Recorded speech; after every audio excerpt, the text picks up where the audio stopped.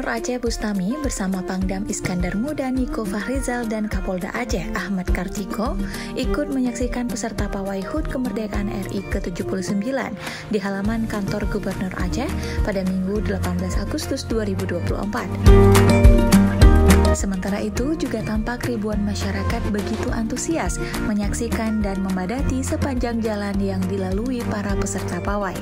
Peserta pawai tersebut berangkat dari Taman Ratu Safiatuddin atau PKA, lalu bergerak melintasi Jalan Tekunya Arif dan memasuki halaman kantor Gubernur Aceh.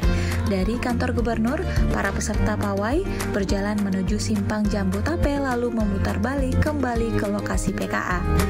Selain PJ Gubernur, hadir juga menyambut dan menyaksikan para peserta pawai, di antaranya PJ Ketua PKK Aceh Melani Subarni, PJ Sekda Aceh Azwardi, para asisten Sekda, dan para kepala SKPA. Peserta pawai Karnaval HUT RI tahun ini diikuti 4.681 orang pelajar dari berbagai sekolah di Kota Banda Aceh. Adapun rincian jumlah sekolah yang berpartisipasi yaitu 77 sekolah dasar, 34 sekolah menengah pertama, dan 39 sekolah menengah atas. Para peserta rata-rata mengenakan pakaian adat Aceh, seragam TNI Polri, dan berbagai seragam profesi menarik lainnya.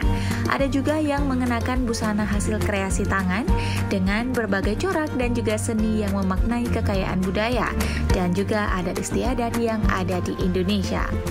PJ Gubernur Bustami berharap semangat kemerdekaan yang ditampilkan para pelajar itu bisa terus terjaga guna terwujudnya pembangunan Aceh yang lebih baik.